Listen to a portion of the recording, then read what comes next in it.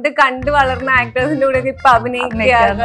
ഇപ്പൊ ചാക്കോച്ചന്റെ കൂടെ ഞാൻ വർക്ക് ചെയ്യുന്നുണ്ട്. ചാക്കോച്ചൻ പണ്ട് എന്റെ സ്കൂളിൽ വന്നിട്ട് സമ്മാനം തന്നിട്ടുണ്ട്. അപ്പൊ ഫോട്ടോ ഒക്കെ ഉണ്ട്. അപ്പൊ ഞാൻ കാണിച്ചു കൊടുത്തു. പേരിന്റെ ഇഷ്യൂ ആയിട്ട് ഞാൻ ഒട്ടും യോജിക്കുന്നില്ല. ആ പേര് ജാനകി എന്നുള്ള പേര് ആ സിനിമയ്ക്ക് വേണ്ടായിരുന്നു, അതൊന്നും ഞാൻ യോജിക്കുന്ന കാര്യമേ അല്ല. ഞാൻ സിനിമ ചെയ്യുന്ന സമയത്ത് ഞാൻ വായിച്ച സ്ക്രിപ്റ്റിൽ ഇല്ലാത്ത പല കാര്യങ്ങളും അതിലുണ്ട്. അനുപമയുടെ ഒരു എയർപോർട്ട് ലുക്ക് ഉണ്ട്. മാസ്ക് ഇവിടെ, കണ്ണാടി ഇവിടെ, തൊപ്പി ഇവിടെ. കോവിഡ് കാലം ഓർമ്മ വരും അല്ലേ? ഞാൻ കോവിഡ് മുന്നേ അങ്ങനെ തന്നെയായിരുന്നു. എന്നെ പറയും കൂടി ഇല്ല അവിടെ. അവർ ലൈക്ക് ദേ സീൻ ഫ്യൂ അങ്ങനൊന്നുമില്ല. അറിയാം, ദർശനം അറിയാത്ത ആൾക്കാരുണ്ട്. ഞാൻ കമേഴ്ഷ്യൽ സിനിമകൾ ചെയ്യുന്നുണ്ട്, ഈ പറഞ്ഞ സോ കോൾ കമേഴ്ഷ്യൽ സിനിമകൾ ചെയ്യുന്നുണ്ട്. അതേപോലെ തന്നെ ഇതും ഒരു കമേഴ്ഷ്യൽ ഫിലിം ആണ്. പക്ഷെ അത് എപ്പോഴാണ് കമേഴ്ഷ്യൽ ഫിലിം ആവുക? ഓഡിയൻസ് അതിനെ ആക്സെപ്റ്റ് ചെയ്ത് ഇങ്ങനത്തെ സിനിമകളെ അപ്രീഷിയേറ്റ് ചെയ്ത് എൻകറേജ് ചെയ്ത് മുന്നിലേക്ക് കൊണ്ടുപോകുമ്പോഴാണ്. പിന്നെ ഐ റിമെമ്പർ സീയിങ് സുധീഷ് ചേട്ടൻ ഇൻ സം റെസ്റ്റോറന്റ് പണ്ട് ചെറുതായപ്പോ തന്നെ. അപ്പൊ I remember washing my hand and seeing when I said കിണ്ടി kindi. That's so Darshan. On a daily basis അവരുടെ വോയിസ് നോട്ട് ഉണ്ടാവും. ഇന്ന് ഞാൻ രാവിലെ എണീറ്റു, പല്ല് തേച്ചപ്പോ ഞാൻ നിന്നെ കുറിച്ച് അറിഞ്ഞു, നീ എന്താ എന്നെ വിളിക്കാഞ്ഞ?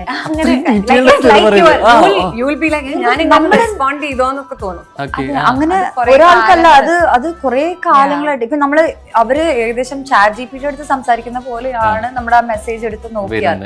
എക്കാലവും പ്രമേയങ്ങളുടെ വ്യത്യസ്തത കൊണ്ടും സമ്മനത കൊണ്ടും മറ്റു ഭാഷകളിൽ മലയാള സിനിമ ചർച്ച ചെയ്യപ്പെടാറുണ്ട്. അക്കൂട്ടത്തിൽ വ്യത്യസ്തമായിട്ടുള്ള പ്രമേയമായിട്ട് തെലുങ്ക് ചിത്രം എത്തുകയാണ്. അതേ സമയം തന്നെ മലയാളത്തിലും റിലീസിന് ഒരുങ്ങുന്നു. നായികയായിട്ട് നമുക്ക് പ്രിയപ്പെട്ട രണ്ട് മുഖങ്ങൾ, വ്യക്തിത്വങ്ങൾ, അനുപമ ആൻഡ് ദർശന. നമസ്കാരം, സ്വാഗതം. പേരിന് പർദ്ദ എന്ന പേര് വരുന്ന സമയത്ത് ഭയങ്കരമായിട്ട് അറ്റൻഷൻ ഉണ്ട്. അതേ സമയം തന്നെ വല്ലാത്തൊരു അപകടമുണ്ട് ആ പേരിന് എന്നുള്ളത്. അത് കൈകാര്യം ചെയ്യുന്ന വിഷയം തന്നെയാണ്. ഒരു പക്ഷേ തെറ്റായി വ്യാഖ്യാനിക്കപ്പെട്ടേക്കാം, ഏതെങ്കിലും ഒരു സമുദായത്തിൽ രീതിയിലേക്ക് എടുത്തേക്കാം. പ്രത്യേകിച്ച് നമ്മൾ ഈ അടുത്ത് തന്നെ അനുഭവിക്ക് കുറച്ചുകൂടിയും അത് ബന്ധപ്പെട്ട് കിടക്കും JSK ഇറങ്ങിയോടുകൂടി. അപ്പോൾ എനിക്ക് തോന്നുന്നു ഒരു രാഷ്ട്രീയപരമായിട്ടോ മതപരമായിട്ടോ നമ്മൾ സംസാരിക്കുന്ന സിനിമയുടെ വിഷയം എന്താണെന്നുള്ളത് സിനിമ കഴിഞ്ഞിട്ടായിരിക്കും അറിയാം. പക്ഷെ ഒരു മുൻവിധിയോടുകൂടി എടുക്കുന്ന ഒരു രീതിയുണ്ട്. കഥ പറയുമ്പോൾ ആ ഒരു പേടി നിങ്ങളിലുണ്ടായിരുന്നു. ടൈറ്റിൽ ഇങ്ങനെയാണ്, സംസാരിക്കുന്ന വിഷയം അത് ഏത് രീതിയിലേക്ക് എടുക്കപ്പെടും, വ്യാഖ്യാനിക്കപ്പെടും, അങ്ങനെ ഒരു ടെൻഷൻ ഉണ്ടായിരുന്നു ശരിക്കും പർദ്ദയ്ക്ക്? അല്ല, എനിക്ക് ഇത് മൊത്തത്തില് ക്രിയേറ്റ് ചെയ്യുന്ന ഒരു വേൾഡ് ആണ്, ഫിക്ഷണൽ ആണ് ഫുള്ളി. അപ്പൊ ഇങ്ങനെ ഒരു ബിലീഫ് സിസ്റ്റം, ഇങ്ങനെ ഒരു നാട് എല്ലാം ക്രിയേറ്റ് ചെയ്ത ഒരു വേൾഡ് ആണ്. അപ്പൊ ഞാൻ അതിൽ ഭയങ്കര ലെയേർഡ് ആയിട്ടാണ് അത് ബിൽഡ് ചെയ്തിരിക്കുന്നത്. ഭയങ്കര ഞാൻ അതിലില്ലായിരുന്നു. അതിലെനിക്ക് ഒരു ദിവസം ഷൂട്ടാണ്. ആ ഒരു എന്താ പറയാ, ഈ വിശ്വാസങ്ങളും I am getting to know all of that through her. അതില് എന്താ പറയാ, ഭയങ്കര ഇൻട്രസ്റ്റിംഗ് ആയിട്ട് ചെയ്തിട്ടുണ്ട്. അതില് അഗൈൻ യു ക്യാൻ സിമിലാരിറ്റി അവിടെ എവിടെയും തോന്നാം. But I think the intention clear ആയിരുന്നു. അത് എനിക്ക് തുടക്കം തൊട്ട് ഈ പടം പറയാൻ നോക്കുന്നത് അല്ലെങ്കിൽ ആരെയും ഒരു ബിലീഫ് സിസ്റ്റത്തിനെ റിഡിക്യൂൾ ചെയ്യാനോ ഒന്നും ഒരു കമന്ററി അല്ല. അത് ജനറലി സൊസൈറ്റി ആൻഡ് ഈ എന്താ പറയാ masks that we all are wearing, അതിന്റെ ഒരു കോമന്ററി ആയിട്ടാണ് എനിക്ക് തോന്നിയത്. ഈ വേഷം കൊണ്ടാണെങ്കിലും പ്രമേയം കൊണ്ടാണെങ്കിലും പെർഫോമൻസ് കൊണ്ടാണെങ്കിലും മികച്ചൊരു സിനിമയായിരുന്നു JSK. എങ്കിൽ പോലും വേണ്ടത്ര ഒരു സ്വീകാര്യത കിട്ടിയില്ല എന്ന് തോന്നുന്നുണ്ടോ? അതിൻ്റെതായിട്ടുള്ള കാര്യങ്ങളുണ്ട്. സോ അപ്പോൾ ഞാൻ അതിനോട് യോജിക്കാത്ത പല കാര്യങ്ങളുണ്ട്. എനിക്കറിയില്ല, ഞാൻ സിനിമ ചെയ്യുന്ന സമയത്ത് ഞാൻ വായിച്ച സ്ക്രിപ്റ്റിൽ ഇല്ലാത്ത പല കാര്യങ്ങളും അതിലുണ്ട്. അപ്പോൾ പൊളിറ്റിക്കലി എനിക്ക് റിലേറ്റ് ചെയ്യാൻ പറ്റാത്ത കാര്യങ്ങളുണ്ട്. അപ്പോൾ സിനിമ അതും കൂടിയാണല്ലോ. അപ്പൊ നമുക്ക് അതിനെ കുറ്റം പറയാൻ പറ്റില്ല. ഞാൻ കമ്മിറ്റ് ചെയ്തത് ജാനകിയുടെ കഥയാണ്, ജാനകിയുടെ ഫൈറ്റ് ആയിരുന്നു ആ സിനിമ. ഞാൻ 3-4 കൊല്ലം മുന്നേ കമ്മിറ്റ് ചെയ്യുമ്പോൾ പിന്നീട് നമ്മുടെ സിനിമകൾക്ക് ഇപ്പോ ഞങ്ങൾ ഈ സിനിമയ്ക്ക് വേണ്ടി പറയുന്നില്ലേ, ഒരു ഓപ്പർച്യൂണിറ്റി വേണം തിയേറ്ററിലേക്ക് എത്താൻ എന്നുള്ളത്. അത് പെൺകുട്ടികൾ മാത്രമുള്ള ഒരു സിനിമയാകുമ്പോൾ ആ ഓപ്പർച്യൂണിറ്റി ഉണ്ടാവില്ല. അതുകൊണ്ടാണ് നമ്മൾക്ക് സുരേഷ് ചേട്ടനെ പോലത്തെ അത്രയും വലിയൊരു സ്റ്റാർ നമ്മുടെ സിനിമയിലേക്ക് വരികയും അത് ഭയങ്കര ഹെൽപ്പ് ആവുകയും ചെയ്തത്. അത്രയും റീച്ച് കിട്ടാൻ കാരണം സുരേഷ് ചേട്ടനാണ്. അപ്പൊ അങ്ങനെ വരുന്ന സമയത്ത് ഒബ്വിയസ്ലി മറ്റേ സാറ്റലൈറ്റിനാണെങ്കിലും പല ഡിമാൻഡുകളും ഉണ്ടാവുമല്ലോ. ഒരു സ്റ്റാർ വരുമ്പോൾ മിനിമം അവർക്ക് ഇത്രയെങ്കിലും എന്റർടൈൻമെന്റ് കൊടുക്കണം എന്നുള്ളത്. അപ്പൊ അങ്ങനെ ആ സ്ക്രിപ്റ്റ് ഒരുപാട് ഇവോൾവ് ആയി. അപ്പൊ അതെനിക്ക് അറിയില്ലായിരുന്നു. ഞാൻ അത് അറിഞ്ഞത് പ്രൊമോഷൻസ് ഒക്കെ കഴിഞ്ഞ് ഈ ഇഷ്യൂ നടന്നു കഴിഞ്ഞ സമയത്തും ഒന്നും അറിയില്ലായിരുന്നു. കാരണം നമ്മൾ വിശ്വസിക്കുന്നത് പല കാര്യങ്ങളുണ്ട്. പക്ഷെ എനിക്ക് ഞാൻ സുരേഷിന്റെ കൂടെ എനിക്ക് ആകെ ഒരു കോട്ട് സീൻ മാത്രമേ ഉള്ളൂ. അപ്പൊ അത് കഴിഞ്ഞിട്ട് ആ സിനിമയിൽ നടന്ന ബാക്കി കാര്യങ്ങൾ എനിക്കറിയില്ല. ഞാൻ സിനിമ കണ്ടിട്ടില്ലായിരുന്നു പ്രൊമോട്ട് ചെയ്യുമ്പോൾ. അപ്പൊ ഈ ഇഷ്യൂ കോൺട്രവേഴ്സി വന്നപ്പോഴാണ് ഞാൻ അഭിനയിക്കുന്ന ഒരാളാണ്. അപ്പൊ ഞാൻ അങ്ങനെ എന്തെങ്കിലും ഒരു പ്രശ്നം സിനിമയിൽ ഉണ്ടോ എന്നറിയാൻ വേണ്ടിയിട്ട് ഞാൻ സിനിമ കണ്ടത്. അതിന് മുമ്പ് പ്രിവ്യൂ കാണാൻ ഒന്നും ഒന്നുമില്ല എനിക്ക്, ഞാൻ കണ്ടിട്ടില്ല, ഞാൻ ഒന്നും കണ്ടിട്ടില്ല, ഞാൻ ഡബ് ചെയ്യാൻ മാത്രമേ ചെയ്തിരുന്നുള്ളൂ. അപ്പൊ അത് കഴിഞ്ഞ സിനിമ കണ്ടു. അപ്പൊ ഈ പേരിന്റെ ഇഷ്യൂ ആയിട്ട് ഞാൻ ഒട്ടും യോജിക്കുന്നില്ല. ആ പേര് ജാനകി എന്നുള്ള പേര് ആ സിനിമയ്ക്ക് വേണ്ടായിരുന്നു, അതൊന്നും ഞാൻ യോജിക്കുന്ന കാര്യമേ അല്ല. പക്ഷെ അതിൽ വേറെ കുറെ ഡയലോഗുകളൊന്നും എനിക്ക് പൊളിറ്റിക്കലി എനിക്കത് കറക്റ്റ് ആയി കോട്ടൂൺ ഡ്രാമയാണ്, സമകാലിക വിഷയമാണ് എങ്കിൽ പോലും സിനിമ സംസാരിച്ച രാഷ്ട്രീയമായിരുന്നോ അതിന്റെ പ്രശ്നം തോന്നുന്നുണ്ടോ? ഒരു പക്ഷെ അതായിരിക്കാം, അത് ചിലപ്പോ സംസാരിക്കേണ്ടിയിരുന്നില്ലായിരിക്കും. സിനിമ സംസാരിച്ച രാഷ്ട്രീയമായിരുന്നോ പ്രശ്നം, അതോ സിനിമയിലെ നായകന്റെ രാഷ്ട്രീയമായിരുന്നോ പ്രശ്നം? അതെനിക്കറിയില്ല, അത് ഞാൻ പറയില്ല. അത് ഒരു സിനിമ എന്ന് പറഞ്ഞത് ഒരു ഡയറക്ടറിന്റെ ചോയ്സ് ആണ്. ആ ഡയറക്ടർ എന്താണ്, നമുക്ക് ഇപ്പൊ ഏതൊരു സ്ക്രിപ്റ്റ് ആണെങ്കിലും ശരിയും അത് നമ്മൾ തുടക്കത്തിൽ വായിക്കുന്ന ആ ഡ്രാഫ്റ്റ് ആയിരിക്കില്ല സിനിമ എടുത്ത് വരുമ്പോൾ. അത് പല സമയത്തും അത് നമ്മൾ ഇംപ്രൂവൈസ് ചെയ്ത് അതിനെ ബെറ്റർ ആക്കും. ചില സമയത്ത് നമ്മുടെ സാഹചര്യങ്ങൾ കൊണ്ട് JSK എന്ന് പറഞ്ഞ സിനിമ ഒരുപാട് കഷ്ടപ്പാടിലൂടെ കടന്നുപോയ സിനിമയാണ്. അത് അതായത് പ്രൊഡക്ഷൻ ഹൗസുകൾ മാറുകയും അത് സിനിമ കുറേ നാൾ ഷൂട്ട് ചെയ്ത സിനിമയാണ്. അപ്പൊ അതിന്റെ ഡയറക്ടറിന് ഒരുപാട് കഷ്ടപ്പാടുകൾ ഉണ്ടായിട്ടുണ്ടാവും, ഒരുപാട് പ്രഷർ ഉണ്ടായിട്ടുണ്ടാവും. അതുകൾ കൊണ്ടൊക്കെ ആയിരിക്കാം അത് പല രീതിയിൽ മാറിപ്പോയത്. അപ്പൊ ആൾക്ക് തന്നെ ഒരു കൺട്രോൾ ഉണ്ടാവില്ലായിരിക്കും. സോ എനിക്ക് ആ ഒരു ടോപ്പിക്കിനെ കുറിച്ച് എനിക്ക് പറയാൻ അറിയില്ല. നമ്മളൊരു സിനിമയായിട്ട് കാണാന്നുള്ളതാണ്. അതിൽ അഭിനയിക്കുന്ന ആളല്ല, അതായത് അയാളുടെ പേഴ്സണൽ ലൈഫ് എന്താണോ അതല്ലല്ലോ ആൾ അഭിനയിക്കുന്നത്. ആ കഥാപാത്രം അല്ലെങ്കിൽ എന്റെ കഥാപാത്രം അല്ലെങ്കിൽ ആ കഥയിൽ ഫ്ലോസ് ഉണ്ടെങ്കിൽ ജനങ്ങൾക്ക് ഇഷ്ടപ്പെട്ടില്ലെങ്കിൽ അത് അങ്ങനെ ചെയ്യാൻ പാടില്ല എന്ന് എനിക്ക് പറയാൻ പറ്റില്ല. ഇതൊരു ബിസിനസ് ആണ്. ഈ ബിസിനസ് ഈ പ്രോഡക്റ്റ് റിലീസ് ചെയ്ത് കഴിയുമ്പോൾ ഓഡിയൻസിനെ അക്സെപ്റ്റ് ചെയ്യാം, അക്സെപ്റ്റ് ചെയ്യാതിരിക്കാം. നമ്മളൊരു സെഗ്മെന്റിലോട്ട് പോവാണ്. ഒന്നുമില്ല, പറയാതെ വയ്യ, ചില സ്റ്റേറ്റ്മെന്റ്സ് ചോദ്യങ്ങളിലൂടെ പോവും, അതിനുള്ളൊരു പെട്ടെന്നുള്ള മറുപടി. എനിക്കും പേടിയാണ്. അങ്ങനെയൊന്നുമില്ല. ഏതെങ്കിലും ഫാൻ അത്ര ഇഷ്ടത്തോടെ ഉണ്ടായിട്ടുള്ള സോഷ്യൽ മീഡിയയോ അല്ലാതെയോ ഉണ്ടായിട്ടുള്ള സീൻ എന്തെങ്കിലും ഉണ്ടായിട്ടുണ്ടോ ലൈഫിൽ? I think generally with women and attend like in ഒരു സോഷ്യൽ അല്ലെങ്കിൽ films artist, if you go through your social media or Instagram, അത് സംഭവിക്കുന്നതാണ് ഓൾമോസ്റ്റ് ഓൺ ബേസിസ്. അത് ഈവൻ ഇഫ് യുവർ ജനറലി ഒരു വുമന്റെ ഇൻസ്റ്റഗ്രാം ആണെങ്കിൽ പോലും ഗുഡ് അറ്റൻഷൻ ബാഡ് അറ്റൻഷൻ രണ്ടും എപ്പോഴും ഉണ്ടാവാറുണ്ട്. പേടിക്കുന്നൊരു ഫാൻ മൊമെന്റ് എന്തായിരുന്നു? I mean, it was a little bit of a stalker situation. ചെറുതായിട്ടൊരു ആള് എല്ലായിടത്തും എത്തും. പിന്നെ ലൈക്ക് കുറെ കാലം ഞാൻ കണ്ടില്ലായിരുന്നു മെസ്സേജസ്, പക്ഷെ മെസ്സേജസ് ഇങ്ങനെ എന്നോട് means it almost felt like we were in a relationship. എല്ലാവർക്കും അങ്ങനെ തന്നെയാണ്. അത് നമ്മുടെ ഇൻസ്റ്റാഗ്രാം പേജിൽ നമ്മൾ പലപ്പോഴും ഈ മെസ്സേജ് റിക്വസ്റ്റ് ഒക്കെ നോക്കുന്ന സമയത്ത് നമുക്ക് കാണാം ഡെയിലി ബേസിസ് അവരുടെ വോയിസ് നോട്ട് ഉണ്ടാവും. ഇന്ന് ഞാൻ രാവിലെ എണീറ്റു പല്ല് വെച്ചപ്പോ ഞാൻ എന്നെ കുറിച്ച് ആലോചിച്ചു, നീ എന്താ എന്നെ വിളിക്കാഞ്ഞ്,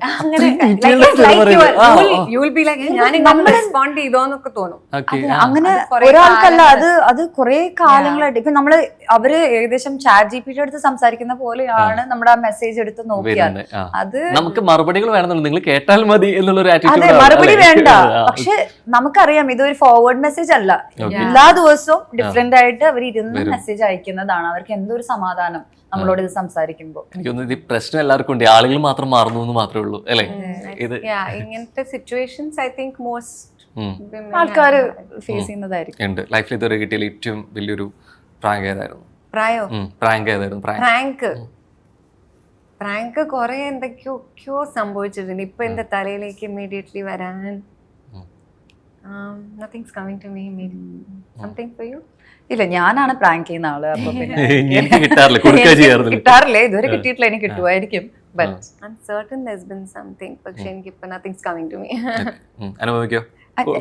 എനിക്ക് പ്രാങ്ക് ഞാൻ കൊടുക്കലാണ് പതിവ്. ഞാൻ പല ആൾക്കാരുടെ അടുത്തും പ്രാങ്ക് ചെയ്യലും അവരെ പറ്റിക്കലും ചിരിക്കലും ഒക്കെ ഉണ്ടാവാറുണ്ട്. പക്ഷേ എന്നെ ആരും പ്രാങ്ക് ചെയ്തതായിട്ട് പറഞ്ഞു. ഓക്കെ, നിങ്ങൾ ഇപ്പോൾ സിനിമാ താരങ്ങളാണ്, കുറെ പേര് നേരത്തെ പറഞ്ഞ പോലെ കുറെ ഫാൻ ബോയ് മൊമെന്റ്സ് ഒക്കെ ഉണ്ടായിട്ടുണ്ടായിരിക്കും. പക്ഷെ നിങ്ങൾ കണ്ട ആദ്യത്തെ സിനിമാ താരത്തിന്റെ ഒരു അനുഭവം എന്തായിരുന്നു? അതാരായിരുന്നു? എനിക്ക് ചെറുതില് ട്രിവാൻഡ്രത്ത് മറ്റേ ഏതൊരു ഐസ്ക്രീം പാർലർ തുറക്കുക. അപ്പം ഞങ്ങള് സൗദിയിലാണ്. അപ്പൊ ഐ തിങ്ക് ഞങ്ങള് തിരിച്ച് നാട്ടിലേക്ക് വരുമ്പോ എപ്പോഴും സിനിമ കാണും, എല്ലാ സിനിമയും കാണും. പോസ്റ്റേഴ്സ് ഒക്കെ ഇങ്ങനെ റോഡിലൊക്കെ കാണും. അത് സൗദിയിൽ ഇല്ലാത്തതുകൊണ്ട് എനിക്കും ചേച്ചിക്കും ഭയങ്കര ഫാസിനേഷൻ ആയിരുന്നു പോസ്റ്റേഴ്സ്. ഈ റോഡിൽ ചില പോസ്റ്റേഴ്സ് വിൽക്കുകയൊക്കെ, യുനോ ലൈക്ക് ഈ ഷാറുഖ് ഖാന്റെയും ഒക്കെ പോസ്റ്റേഴ്സ് വിൽക്കുന്ന ബേബീസ് റാൻഡം പോസ്റ്റേഴ്സ്. പക്ഷെ use to go and buy it and വീട്ടിൽ പോയിട്ട് ഇടുക അങ്ങനെ. അപ്പൊ ഒരിക്കൽ ഇതേപോലെ അമ്മയ്ക്ക് ഭയങ്കര സിനിമ താല്പര്യം ഉള്ളതുകൊണ്ട് ഈ ഐസ്ക്രീം പാർലർ ഓപ്പണിങ്ങിന് കുറെ സിനിമാക്കാർ വരുന്നുണ്ടെന്നൊക്കെ പറഞ്ഞിട്ട് ഐ റിമെമ്പർ ഗോയിങ്. അമ്മ ഞങ്ങൾ കുട്ടികളാ, പക്ഷെ എനിക്ക് അങ്ങനെ കൽപ്പന ചേച്ചിയുടെ കൂടെ ഒക്കെ ഞാൻ ചെറുതിലുള്ള ഒരു ഫോട്ടോ ഒക്കെ ഉണ്ട്. ആദ്യം സിനിമ താരം കൽപ്പന ചേച്ചിയായിരുന്നു. എനിക്ക് അങ്ങനെ ഓർമ്മയില്ല. പിന്നെ ഐ റിമെമ്പർ സീയിങ് സുധീഷ് ചേട്ടൻ ഇൻ സം റെസ്റ്റോറന്റ് പണ്ട് ചെറുതായപ്പോ തന്നെ. അപ്പൊ I remember washing my hand and seeing him and I said kindi kindi. That's so Darshana. I used to think at the day. So when things happen now, I'm like അന്നൊക്കെ ചെയ്ത കുരുത്തക്കേടാ തിരിച്ചിപ്പോ എനിക്കത് ആരായിരുന്നു movie സെറ്റിൽ ആയിരുന്നു കണ്ടേ? അല്ലല്ല, ഞാൻ ഇരിങ്ങാലക്കുടക്കാരിയാണ്. നമ്മുടെ ഇന്നസെന്റ് ഏട്ടൻ എനിക്ക് ഞാൻ KS പാർക്ക് എന്ന് പറഞ്ഞ പാർക്ക് ഉണ്ടായിരുന്നു. അപ്പൊ ഞാൻ ചെറുപ്പത്തിൽ അവിടെ എന്തൊക്കെയോ ചെയ്ത് കർത്തവ്യ എന്ന് പറഞ്ഞൊക്കെ ഒരു ടീമൊക്കെ ഉണ്ടായിരുന്നു. അപ്പൊ എന്തൊക്കെയോ ചെയ്ത സമയത്ത് ഇന്നസെന്റ് ഏട്ടന് ഞാൻ പൂ കൊണ്ടു കൊടുക്കല്, ഇന്നസെന്റ് ഇടയ്ക്കിടയ്ക്ക് ഇങ്ങനെ ഞാൻ അവിടെ ഇവിടെയൊക്കെ വെച്ച് ഇന്നസെന്റ് ഏട്ടനെ കാണാറുണ്ട്. അപ്പൊ ആളാണ് ഞങ്ങളുടെ ഒരു അഭിമാനവും ഞങ്ങള് എപ്പോഴും കാണും. പക്ഷെ ഭയങ്കര ഫാസിനേറ്റിംഗ്. ഇപ്പൊ ഈ പണ്ട് കണ്ടു വളർന്ന ആക്ടേഴ്സിന്റെ കൂടെ ഇപ്പൊ അഭിനയിക്കുകയാണ്. ഇപ്പൊ ചാക്കോച്ചിന്റെ കൂടെ ഞാൻ വർക്ക് ചെയ്യുന്നുണ്ട്. ചാക്കോച്ചൻ പണ്ട് എന്റെ സ്കൂളിൽ വന്നിട്ട് സമ്മാനം തന്നിട്ടുണ്ട്. അപ്പൊ ആ ഫോട്ടോ ഒക്കെ ഉണ്ട്. അപ്പൊ ഞാൻ കാണിച്ചു കൊടുത്തു. ഇത്ര വർഷത്തിന് ശേഷം. പക്ഷെ ഇവർക്ക് ഇത് പ്രശ്നം ഇത്ര വർഷം മുമ്പ് കാണിച്ചു തന്നിട്ട് അല്ലേ, ഭയങ്കര കൂളാണ്. അപ്പൊ ഇപ്പോഴും നമ്മള് വർക്ക് ചെയ്യുമ്പോ ഇറ്റ്സ് റിയലി എന്താ ഒരു ഫണ്ണിയാണ്, ആക്ച്വലി വെരി ഫാസിനേറ്റിംഗ്. പണ്ട് കണ്ടു വളർന്ന ആൾക്കാർ ചിലപ്പോ മനസ്സിലാവില്ല. ഞാൻ എന്നായിരുന്നു അറിയാം, ഞാൻ ഏതൊരു ദിവസം ഞാൻ എന്റെ ഹോട്ടലില് ഞാൻ താഴെ ബുഫേ കഴിക്കാനായിട്ട് വന്നതാ. ആ സമയത്ത് മമ്മൂക്ക അവിടെ ഇരിക്കുന്നു. And then I meeting like മമ്മൂക്കനെ വിളിച്ചടുത്തിരുത്തി ഞങ്ങൾ ഇരുന്ന് ബ്രേക്ക്ഫാസ്റ്റ് ഒക്കെ കഴിക്കുന്നു. ആളുടെ അടുത്ത് സെൽഫി എടുക്കണമല്ലോ. അപ്പൊ ഞാൻ കൂടെ ആളുടെ ഏതൊരു പുതിയ ഫോണും ഏതോ ലൈക്ക് പുതിയ ടെക്നോളജി ഒക്കെ ആയിട്ട് ആളുടെ ഫോണിൽ എടുത്തിട്ട് എനിക്ക് അയച്ചു തരാന്ന് പറഞ്ഞു. അങ്ങനെ മമ്മൂക്ക ഫോട്ടോ എടുത്താൽ അമ്മേ മമ്മൂക്കയുടെ അടുത്താണ് ഞാൻ ഇരിക്കുന്നത്, ആളുടെ കൂടിയാണ് ഞാൻ ബ്രേക്ക്ഫാസ്റ്റ് അയച്ചതെന്ന് തോന്നിയായിരുന്നു. സോ ഈ പലപ്പോഴും എനിക്ക് തോന്നുന്നു ദർശനയ്ക്ക് കുറച്ചും കൂടിയും ഈ പർദ്ദ എന്ന വിഷയമായിട്ട് കണക്ട് ചെയ്യാൻ പറ്റുന്ന ഒരു സിനിമയുണ്ട്. പ്രീക്വലൊന്നും നമുക്ക് പറയാൻ പറ്റില്ലെങ്കിലും ജയ ജയ ഹേയിൽ ആക്ച്വലി ഒരു സീനുണ്ട്. ഓക്കെ, അപ്പൊ അതില് രാജേഷിനോട് പറയുന്നുണ്ട്, എന്താണ് രാജേഷ് കുറച്ച് സ്വാതന്ത്ര്യമൊക്കെ കൊടുത്തൂടെ പെടുകൾക്ക് എന്ന് ചോദിക്കുന്നിടത്ത് കൊടുക്കുന്ന മറുപടി ഉണ്ട്. ആദ്യം മുഖം പറഞ്ഞാലല്ലേ പ്രതികരിക്കാൻ പറ്റുന്നത്. ഈ മത അല്ലെങ്കിൽ ആചാരങ്ങളും അനുഷ്ഠാനങ്ങളും എവിടെയൊക്കെയോ സ്ത്രീ സ്വാതന്ത്ര്യത്തെ പരിമിതപ്പെടുത്തുന്നുണ്ട്, ആ സ്വാതന്ത്ര്യം നിഷേധിക്കുന്നുണ്ട് എന്ന് തോന്നുന്നുണ്ടോ? ഐ തിങ്ക് എവിടെയൊക്കെയോ we are conditioned ഒരു patriarchal society-യിൽ ജീവിക്കുമ്പോൾ അത് in all forms, whether it's religion, I mean in different ways, ഇതൊക്കെ ചെറുതായിട്ട് I think it affects. I mean the reason why we are still here is because അതൊക്കെ ചെറുതായിട്ട് in a wrong way. Maybe that's not the religion is not talking about it, പക്ഷെ റിലിജനെ misunderstand ചെയ്ത് അത് വിമനെ control ചെയ്യാൻ use ചെയ്യപ്പെടുന്നുണ്ട് in many vase. അതിന്റെ ഒക്കെ ഒരു കമന്ററിയും കൂടിയാണ് ഫോർ ഷുവർ. നിങ്ങളുടെ ശരിക്കും ലൈഫിൽ ഒരു പർദ്ദ മൊമെന്റ് എന്തായിരുന്നു? ഒരു പക്ഷേ കണക്ട് ചെയ്യുന്ന ഫ്രണ്ട്സ് ആയിട്ട് കണക്ട് ചെയ്തിട്ടായിരിക്കാം, അല്ലെങ്കിൽ ഒരു പക്ഷേ ചിലപ്പോ അല്ലാന്നുണ്ടെങ്കിൽ ഇപ്പൊ നസ്രി മുമ്പ് പറഞ്ഞിട്ടുണ്ട്, ഇപ്പൊ പബ്ലിക്കിൽ വരാൻ പറ്റത്തുള്ളൂ, ലുലു മാളിലൊക്കെ ഞാൻ പറഞ്ഞിട്ടിട്ട് പോവാറെന്നൊക്കെ പറയാറുണ്ട്. അപ്പൊ ചിലപ്പോ ഉണ്ടോ? ഞാൻ ഹൈദരാബാദ് ഇഷ്ടം പോലെ തിയേറ്ററിൽ ഞാൻ പോവാറുണ്ട്. ഇപ്പോഴും നമ്മള് പർദ്ദയല്ല വേറെ ചെയ്യുന്നത്, ബട്ട് ജനറലി അനുപമയുടെ ഒരു എയർപോർട്ട് ലുക്ക് ഉണ്ട്. മാസ്ക് ഇവിടെ, കണ്ണാടി ഇവിടെ, തൊപ്പി ഇവിടെ. കോവിഡ് കാലം ഓർമ്മ വരും അല്ലേ? അങ്ങനെ തന്നെയായിരുന്നു. മൊത്തത്തിൽ ഒരു വലിയൊരു സ്വെറ്റ് ഷർട്ട് ഇടുന്നത്. കുറെ കാലം ഞങ്ങൾ എയർപോർട്ടിലായിരുന്നു ബേസിക്കലി ഈ പടത്തിന് ട്രാവൽ. അപ്പൊ ഇടയ്ക്കിടയ്ക്ക് ഇതേപോലെ ഒരു തൊപ്പി, ഒരു വലിയ കണ്ണട, ഇത്രയും വലിയൊരു മാസ്ക്. അപ്പൊ മുഖത്തെ ഏതെങ്കിലും ഒരു ഭാഗം കണ്ടാലല്ലേ നമ്മൾ ഇയാളാണെന്ന് മനസ്സിലാവും. ഞാൻ ഭയങ്കര ആങ്ഷ്യസ് ആവും. എനിക്കതുണ്ട്. ആൾക്കാര് എന്റെ ഒരു ഇൻസ്റ്റഗ്രാമിലൊക്കെ കാണുന്ന ഒരു പേഴ്സണാലിറ്റി, അല്ലെങ്കിൽ ഞാൻ ഇവന്റിന് വരുമ്പോ പ്രൊമോഷൻ ഇരിക്കുന്ന ഒരു പേഴ്സണാലിറ്റി വെച്ചിട്ട് എന്നെ ഭയങ്കര എനർജറ്റിക് ആണെന്ന് വിചാരിക്കും. എന്റെ എനർജി ഞാൻ വർക്ക് ചെയ്യുമ്പോൾ മാത്രമേ ഉള്ളൂ. But rest of the time ഞാൻ എത്ര പ്രൈവറ്റ് ആയിട്ട്, എത്ര സൈലന്റ് ആയിട്ട്, എത്ര സൈഡിൽ കൂടെ പോകാൻ പറ്റും, ഞാൻ അങ്ങനെ പോകുന്നതാണ്. സോ അത് ഇങ്ങനെ പോകും സൈഡിൽ കൂടെ, ഒരു ശബ്ദം കേൾക്കുമ്പോഴൊക്കെയാണ് ഇനിയിപ്പോ ഇത് കേൾക്കുമ്പോ ഇനി ആവേശത്തിൽ ആരെ കണ്ടാലും എന്നാലും കൊറേയൊക്കെ കണ്ടുപിടിക്കും. പക്ഷെ എന്നാലും ഒരു ഡൗട്ട് അവർക്ക് അതാണോ നോക്കുമ്പോഴേക്കും ഞാൻ പോയിട്ടുണ്ട്. പക്ഷെ പലരെയും കാണാം അല്ലെ, ഈ ഓൺലൈൻ വീഡിയോസുകളിലൊക്കെ വരുന്ന സമയത്ത് ഇവരെ ഓൾറെഡി കണ്ടുപിടിച്ചിട്ടുണ്ട്. അത് മനസ്സിലായത് എങ്ങനെയാണിത്, ഐ മീൻ കണ്ടുപിടിക്കുന്നില്ല എത്ര അത് ഒന്നാം തന്നെ ഈ മാസ്കും ഇത്രയും സാധനങ്ങൾ വരുമ്പോ ഇവര് എന്തിനാ അപ്പൊ തന്നെ അബ്നോർമലാണ് ഇത് ശരിക്കും. ഞാൻ തിയേറ്ററിലൊക്കെ പോയിട്ടുണ്ട്. ഞാൻ പല സിനിമകൾ, തെലുഗു കുറെ സിനിമകളൊക്കെ കാണാൻ വേണ്ടി ഞാൻ തിയേറ്ററിൽ, മാസ് തിയേറ്ററിൽ എനിക്ക് കാണണം എന്ന് പറഞ്ഞിട്ട് ഞാൻ പല സിനിമകളിലും, പവൻ കല്യാൺ ഗാരുവിന്റെ സിനിമ, പവൻ കല്യാൺ ഗാരുവിന്റെ സിനിമ, പിന്നെ അതേപോലെ തന്നെ ഞാൻ ഹാപ്പി ഡേയ്സിന്റെ റിലീസിനൊക്കെ ഞാൻ ഇങ്ങനെ പർദ്ദ, ദുപ്പട്ട അങ്ങനെ കാര്യങ്ങളൊക്കെ വെച്ചിട്ട് ഞാൻ പോവാറുണ്ട്. ഒരു മാസ്ക് ഉണ്ട് എന്നുള്ളത് അല്ലേ. കോൺസ്റ്റന്റ്ലി. പലപ്പോഴാണെങ്കിൽ പോലും ഈ സെറ്റുകളിലെ, ലൊക്കേഷനുകളിലെ അല്ലെങ്കിൽ ഫിലിം ഇൻഡസ്ട്രിയിലെ സ്ത്രീ സാന്നിധ്യത്തെ കുറിച്ച് സംസാരിക്കുന്നതിൽ മുൻപിൽ ഉണ്ടാവാറുണ്ട് ദർശനയുടെ ശബ്ദം. അപ്പോൾ അങ്ങനെ ഇരിക്കെ തന്നെ തെലുങ്കിൽ പോയി കണ്ട് ഇവിടെയും അത് വേണമെന്ന് തോന്നിയ ഒന്ന് കാര്യങ്ങൾ എന്തായിരുന്നു? ഒരു സ്ട്രക്ചർ കുറച്ച് I think in terms of എല്ലാം ലൈക് പ്രൊഡക്ഷൻ വൈസ് ഉള്ള ഒരു സ്ട്രക്ചർ. ഇപ്പൊ ഈ പറഞ്ഞ പോലെ ഒരു ഓരോന്നിനും there's someone looking after something. I feel like ഇവിടെ കുറെ നമ്മൾ ആ സ്ട്രക്ചർ മിസ് ചെയ്യുന്നുണ്ട്. നമ്മൾ കുറെ ഒരു ഫ്രണ്ട്ഷിപ്പ്, ക്യാമറാഡറി ബേസ്ഡ് സാധനങ്ങൾ നടക്കുന്നുണ്ട്. Whether it's paper work and അങ്ങനത്തെ കാര്യങ്ങളൊക്കെ I think it helps to have that kind of structure. ഇവിടെ കുറെ നമ്മൾ മറ്റേ ഇപ്പോൾ കോൺട്രാക്ട്സ്, ടേംസ്, ഇങ്ങനത്തെ സംസാരങ്ങളൊന്നും അതൊരു corporate level kind of dealing ആണ് കുറച്ചും കൂടി. തെലുഗുല I feel like little more എല്ലാം നമുക്ക് you know what to expect, you know where things are going wrong എന്നൊക്കെ എനിക്ക് തോന്നി. Which I think is good as much as എനിക്ക് ഐ ഡോണ്ട് തിങ്ക് ലൈക്ക് എനിക്ക് അത്രയും ഒഫീഷ്യലി വർക്ക് ചെയ്യാൻ മലയാളത്തിൽ ഐ കാൻ ഇമാജിൻ. പക്ഷെ I think to an extent those are things that help. ഒരു ആർക്കും ഒരു പ്രശ്നമില്ലാത്ത രീതിയിൽ ഇത് ഹാൻഡിൽ ചെയ്യാൻ ഭയങ്കര എളുപ്പമായിരിക്കും. വാക്കുകളാണ് ഇവിടെ അതെ, ഇവിടെ ആക്ച്വലി കുറെ അതിന്റേതായ ഒരു ബെനിഫിറ്റ് ഉണ്ടോ, ബിക്കോസ് എല്ലാരും ഒരു കൂട്ടമായിട്ട് വന്ന് പടം ചെയ്ത് പോവാണ്. പക്ഷെ അത് നല്ലതാവുമ്പോ ഭയങ്കര നല്ലതാണ്. ബിക്കോസ് അത് നമ്മള് സുഹൃത്തുക്കളെല്ലാരും കുറെ അഡ്വാൻറ്റേജസ് ഉണ്ട്. അതിന്റെ ഒരു സ്ട്രെങ്തിലാണ് പല നല്ല മലയാള സിനിമകളും നടക്കുന്നത്. പക്ഷെ അത് മോശമാവുമ്പോ these type of things will help എന്ന് എനിക്ക് തോന്നിയിട്ടുണ്ട്. അപ്പൊ അത് I thought it was very easy for me because എനിക്ക് ഒരിക്കലും ഒരു രീതിയിലും ഒന്നും it's all taken care of because there's that structure. Anupama ഇവിടുന്ന് പോകുമ്പോൾ നമ്മൾ ആദ്യം മലയാളം കണ്ടു തുടങ്ങി കുറച്ചൊന്ന് അല്ലെ ക്രഷ് തോന്നുന്ന നായികയിൽ നിന്ന് അല്ലെ പ്രേമാണെങ്കിലും ജോന സുശേഷനാണെങ്കിലും കണ്ട് തെലുങ്കിൽ പോയി തിരിച്ചു വരുന്ന സമയത്ത് ഭയങ്കര ഫീമെയിൽ സെൻട്രിക് സബ്ജക്ട് വരുന്നു, ഭയങ്കര സ്ട്രോങ് ആയിട്ടുള്ള ക്യാരക്ടർ ആയിരുന്നു ജാനകി, സുബു എന്നുള്ള രീതിയിലേക്ക്. ഈ മാറ്റം ബോധപൂർവമാണോ ശരിക്കും? അത്തരം വേഷങ്ങളിലൂടെ ഞാൻ ഇനി ചെയ്യാം എന്നുള്ളൊരു ബോധപൂർവമായ ശ്രമം? അതൊരു ഓവർനൈറ്റ് ആയിട്ടുള്ള ഒരു അങ്ങനത്തെ ഒരു സംഭവം അല്ല. അത് നമുക്ക് എൻഡ് ഓഫ് ദി ഡേ അങ്ങനത്തെ കാര്യങ്ങൾ ചെയ്യാൻ വേണ്ടിയിട്ടാണല്ലോ നമ്മൾ അഭിനയിക്കുന്നത്. കാമ്പുള്ള കഥാപാത്രങ്ങൾ ചെയ്യാ, നമുക്ക് ഇഷ്ടപ്പെടുന്ന കാര്യങ്ങൾ ചെയ്യാന്നുള്ളതാണ് ഏതൊരു ആക്ടറിന്റെയും ഒരു നീഡ് അല്ലെങ്കിൽ ഒരു ഡ്രീം എന്ന് പറയുന്നത്. എനിക്കും അതുണ്ടായിരുന്നു. പക്ഷെ അത് നടക്കാനായിട്ട് അതിൻ്റെതായ ഒരു സമയമുണ്ട്.